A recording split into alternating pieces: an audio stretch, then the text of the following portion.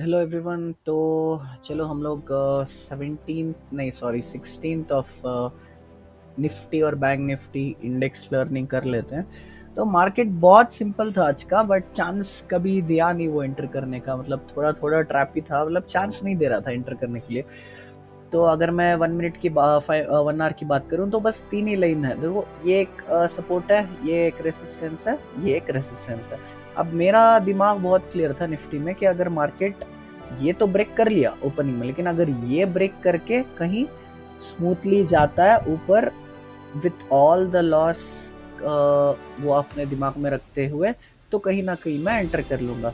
ठीक है, तो दिख तो रहा है कि मार्केट आराम से ब्रेकआउट दिया, फिर इधर एक ट्रैप क्रिएट किया, फिर नीचे रखे, आराम से ऊपर गया, जबरदस्त दिख रहा है। बट वो एंट्री ही नहीं दिया यार। मतलब चलो बैंक निफ्टी अगर हम लोग देखें तो बैंक निफ्टी क्या है, बैंक निफ्टी भी क्लियर है। देखो, ये एक सपोर्ट है, फिर ये एक सपोर्ट है, फिर ऊपर जाएगा तो जहाँ से मार्केट निकला था ये एक जोन की तरह एक्ट करेगा।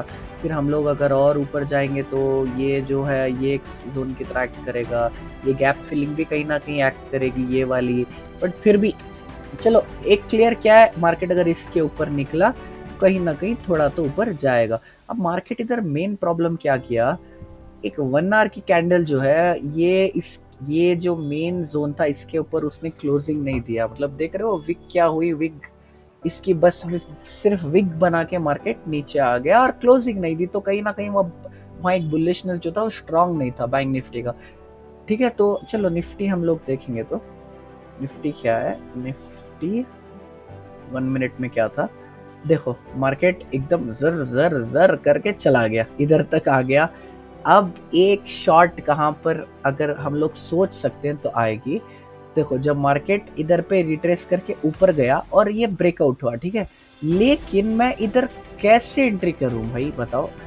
एक तो ना भाई देखो, अगर मैं इधर पे एंट्री करूं गलती से तो क्या है, ये तो अच्छी खासी इधर गैप है ना भाई, देख रहे हो। तो एक तो स्मॉल टारगेट हो जाएगा। स्मॉल टारगेट्स पे हम लोग एंट्री नहीं लेते क्योंकि स्मॉल टारगेट्स बहुत डेंजरस होते हैं। उल्टा ना मैं ऐसे सोच रहा था 1 आवर में, इन केस ऐसे अगर होगा तो कहीं अच्छा हो जाएगा। देखो, मैं ऐसा सोच रहा था मार्केट में, अगर मार्केट नीचे आए और ये एक ट्रेंड लाइन बना लूं, फिर मार्केट ये जोन के भी नीचे आ जाए, ठीक है, तो क्या होगा, मार्केट का मजा आ जाता। देखो, अगर इधर से आके एकदम कुछ डबल डुअल जंप करके इधर कंसोलिडेट करता तो मार्केट इजी यहाँ तक आ जाता। तो वो मेरे दिमाग में चल रहा था क्योंकि बाइंग सीट पूरी तरह से ब्लॉक थी। अगर मैं इधर एंटर करूं तो ये जोन इधर ही है, स्मॉल टारगेट है, नहीं मिलेगा। अगर मिल भी जाएगा तो कोई ऐसी हरकत करेगा जहां से लॉस हो जाएगा। तो और बैंक निफ्टी ना, बैंक निफ्टी देखो 12 o'clock बैंक निफ्टी क्या मतलब बहुत अजीब मर रहा था बैंक निफ्टी। 12 o'clock देखो किधर है, 12 o'clock पे ना बैंक निफ्टी इधर था, 12 o'clock पे बैंक निफ्टी इधर था। ठीक है, ये मतलब बैंक निफ्टी का जोन तो अच्छा था। देखो इसके ये ऊपर अभी खिला रहा था ये जोन के, तो बैंक निफ्टी का तो जोन अच्छा था। एक तो ना बैंक निफ्टी ऐसा ऊपर खिला खिला के ये जो ट्रेंड लाइन एक बना उसको भी ब्रेक कर दिया। लेकिन अब एक रिट्रेसमेंट का लॉ क्या कहता है, प्रॉपर रिट्रेसमेंट होना है तो कहीं ना कहीं ये जोन पे इसको टच करना पड़ेगा। ठीक है, अगर ये जोन पे गलती से मार्केट ने टच किया तो क्या करेगा, ये जो ट्रेंड लाइन है इसके नीचे आ जाएगा। तो अगर वो नीचे आ जाएगा तो क्या होगा, ये ट्रेंड लाइन अब इसको रेसिस्टेंस बन जाएगी। और एक चीज क्या था, देखो मेन लॉ क्या है, हमारा फर्स्ट लॉ क्या है, निफ्टी और बैंक निफ्टी दोनों को कहीं ना कहीं एक साथ मूवमेंट देना पड़ेगा, एक साथ ब्रेकआउट चाहिए, उनको एक साथ बाइंग जोन या सेलिंग जोन में रहना चाहिए। तो निफ्टी देखो अभी किधर है, सेलिंग बाइंग जोन में, ऊपर ही रेसिस्टेंस है भाई। मैं इधर एंट्री करूं तो ऊपर ही रेसिस्टेंस है, मैं उसमें बिल्कुल भी एंटर नहीं कर सकता क्योंकि बैंक निफ्टी तो ऊपर है कहीं ना कहीं, लेकिन निफ्टी एकदम क्लोज जोन है, क्लोज जगह है रेसिस्टेंस की, तो इसमें तो एंटर नहीं कर सकता। अब क्या हुआ, मार्केट ब्रेकआउट दे दिया, निफ्टी में ब्रेकआउट दे दिया पाक से। अब क्या मैं इधर एंटर कर सकता हूँ, देखो 1225 है, 1225 को मार्केट किधर है, इधर है भाई, इधर इधर है, देखो इधर है। अब मैं इधर कैसे ले लूं बताओ, इधर एक बीच में कौन मतलब पागल ही होगा जो कोई ले सकता है। एक तो क्या है, मार्केट ने कहीं ना कहीं एक रिट्रेसमेंट का रूल भी फॉलो नहीं किया है। ठीक है, देखो मार्केट को प्रॉपरली रिट्रेसमेंट टच करना चाहिए, तभी मार्केट में एक प्रॉपर एंट्री मिलती है। या फिर मार्केट को कहीं ऐसा प्राइस एक्शन बनाना चाहिए जो कन्विंसिंग हो भाई, मतलब प्रॉपर एक हेड शोल्डर है और जोन के कहीं नियर नियर है, ये बीच में नहीं। ये क्या है, अगर मैं इधर एंट्री करूं तो टारगेट स्टॉप लॉस से भी नजदीक हो जाएगा।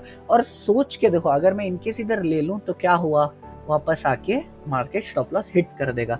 क्यों हिट कर देगा, क्योंकि जो मैंने लॉ बनाया हुआ है कि निफ्टी और बैंक निफ्टी दोनों को साइमल्टेनियसली एक साथ उनको शॉर्ट देना चाहिए, तभी वो प्रॉपर शॉर्ट होता है। और टाटा मोटर्स जो है प्रॉपर इंडिकेट करना चाहिए। अब टाटा मोटर्स देखो, टाटा मोटर्स 1231 पे किधर था, 1231 पे ये पूरा सेलिंग सेट जाके बैठा था। देखो मार्केट ने इधर ओपन किया, ब्रेकआउट दिया, ये जोन ब्रेक किया, ये भी ब्रेक किया, फिर नीचे आ गया, पूरा थर्ड जोन भी ब्रेक कर प्रॉपर यहाँ से यहाँ तक अब ये कवर करने वाला था, प्रॉपर सेलिंग सेट 1231 पे। तो मैं कैसे एंटर करूँ, टाटा मोटर्स पूरा खिलाफ बन के बैठा है, निफ्टी अगर एंटर करने की शॉट दे रहा है तो बैंक निफ्टी कहीं बीच में बैठा है। और देखो अगर 1330 पे प्रॉपर एक जब मार्केट पूरी तरह से एक रिट्रेसमेंट लाइन पे आया तो इतना मतलब बुरा हो गया था। देखो एक तो अब ये ट्रेंड लाइन बन गई थी, अगर मार्केट इधर ऊपर भी जाएगा तो क्या होगा, मार्केट ऊपर भी जाएगा तो ये पाक से ये क्या है, रेसिस्ट कर देगा ये शोल्डर। तो अब तो इधर जोन ही नहीं था एंटर करने का, क्योंकि ऐसा प्राइस एक्शन बना के आया था, वो हिसाब से मार्केट ऊपर जा भी नहीं सकता था।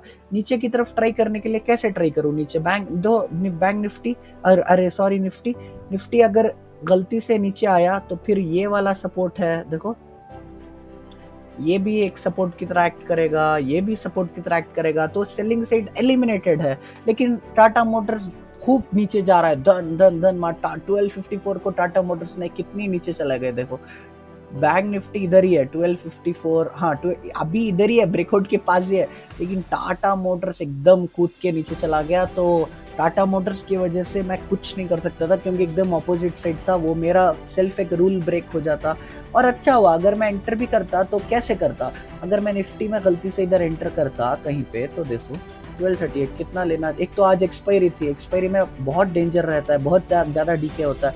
12,100 का 25,100 का भी अगर मैं देखूं, देखो अगर मैं इधर एंटर कर लूं 108 पे, भाई मैं स्टॉप लॉस किधर दूं बताओ, स्टॉप लॉस कम से कम स्टॉप लॉस इधर देना चाहिए, ठीक है, ये वीक के नीचे। क्योंकि एक रूल ये कहता है कि अगर तुम, ये डबल ब्रेकआउट हुआ ना भाई, ये सिंगल ब्रेकआउट का है, ये तो डबल ब्रेकआउट है। देखो एक्चुअल ब्रेकआउट इधर से आया था, अब ये जो ब्रेकआउट है ये सेकेंड ब्रेकआउट है, ठीक है। अब सेकेंड एक मेरा एक रूल है, वो ये कहता है अगर तुम्हारे पास एक डबल ब्रेकआउट पे एंट्री कर रहे हो तो इतना दम होना चाहिए कि प्रॉपर रिट्रेसमेंट जहां से आया है वहां तक स्टॉप लॉस दे सको। यही एक सिचुएशन देख लो, मार्केट क्या किया, प्रॉपर फिर से एक बार रिट्रेसमेंट के आके फंस गया, क्योंकि एक्चुअल जो रिट्रेसमेंट होता है वो फर्स्ट ब्रेकआउट का ही होता है। तो ऐसा चांस है कि बहुत बार मार्केट टच करके उसको वापस जाए। तो अगर तुम इधर एंट्री कर रहे हो तो इधर तक स्टॉप लॉस रखने का गोदा होना चाहिए, गट्स होना चाहिए, तभी हम लोग एंटर कर सकते हैं। लेकिन हम वो ऑप्शंस में नहीं कर सकते, क्योंकि देखो ऑप्शंस में भाई एक तो ये चल रहा है, एक्सपायरी चल रही है, चलो शुक्र है इधर तक आया, कभी कभी इधर तक आ जाता है वो। तो अगर मैं इधर इतने हाई पे एंटर कर लूँ तो मैं इधर तक भी अगर मेरा स्टॉप लॉस देता, जो ये कैंडल है, जो ये कैंडल है 941 की अगर मैं इधर तक टारगेट दूं तो पाक से मेरा हिट हो जाएगा। हिट नहीं भी हुआ, मैंने इधर तक दिया, तो एक कौन सी अक्लमंदी है भाई कि मैं इधर से लेके इधर एंटर कर रहा हूँ, फिर इधर जब आ रहे हैं तो हाथ मेरे कांप रहे हैं, फिर ऊपर जा रहा है तो थोड़ा दिल को सुकून मिल रहा है, वो भी मैं निफ्टी में। अगर बैंक निफ्टी में तो मैंने ले लिया होता तो खत्म था किस्सा। तो बैंक निफ्टी तो क्लियर था, जैसे मैं बोल रहा हूँ, एक तो ये रिट्रेसमेंट रूल प्रॉपर फॉलो नहीं कर रहा था, इसलिए मैं इधर एंटर नहीं कर सकता था। तो जब ये प्रॉपर रिट्रेसमेंट पे आया तो जब मैं देखूं तो प्राइस एक्शन ऐसे बन गया था कि ऊपर जाता तो भी वो कहीं ना कहीं रेसिस्ट कर देता। निफ्टी का चांस था जाने का, लेकिन मैं एंटर नहीं किया, क्योंकि देखो एक तो direct breakout is always dangerous. मैंने बहुत सारे अच्छे वीडियोस डाले हुए हैं जो मेरे चैनल पे जो समझाते हैं कि डायरेक्ट ब्रेकआउट कितना डेंजरस है। तो एक तो प्रॉपर डायरेक्ट ब्रेकआउट है, मैं इधर भी एंट्री नहीं करता, क्योंकि एक डायरेक्ट ब्रेकआउट विद को एक ट्रैप कंप्लीट करना चाहिए, तभी वो कहीं ना कहीं एक प्रॉपर एंट्री मिलती है, वरना हमेशा से वो ट्रैप कर देता है, फिर उसके बाद जाता है। जैसे देखो इधर लोगों को ट्रैप करके फिर पूरा नीचे आके उनका स्टॉप लॉस खा के ऊपर गया। और एक दूसरा रीजन क्या था, टाटा मोटर्स पूरा सेलिंग साइड था, तो मैं एंट्री निफ्टी बैंक निफ्टी किसी में भी नहीं कर सकता था। तुम ही सोच के देखो, अगर हम लोग आज एंटर कर देते गलती से, जब ये शॉट इधर आई थी, तो भी ऑप्शंस में स्टॉप लॉस हिट हो जाता या फिर हाथ कांप जाते। इन केस समझो बैंक निफ्टी में कहीं पे इधर पे एंटर करते, तो देखो 55,000 की ये कितना दबा के घाटा होता। 55,000, देखिए 55,000 में अगर हम इधर कहीं टॉप पे एंटर कर लिए 55,000 जैसा ये दिखा रहा है, तो देखो कुछ भी नहीं होता, मतलब हर बार बस जैम ही होता।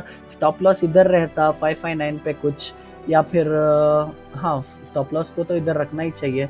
और वो भी आज इतना ज्यादा नीचे नहीं गया है, वरना भाई ऑप्शंस का कैंडल बहुत बार बहुत नीचे जाता है, इतना इतना नीचे जाके फिर ऊपर जाता है। तो एक स्टूपिड काइंड ऑफ थिंग हो जाती कि मैं एक तो पूरा, एक तो पहली बात मैं एंटर नहीं करता, क्योंकि मेरा जो सेल्फ लॉस बनाए हुए हैं रिट्रेसमेंट का रूल फॉलो नहीं कर रहा है, तो बैंक निफ्टी तो एलिमिनेट हो गया।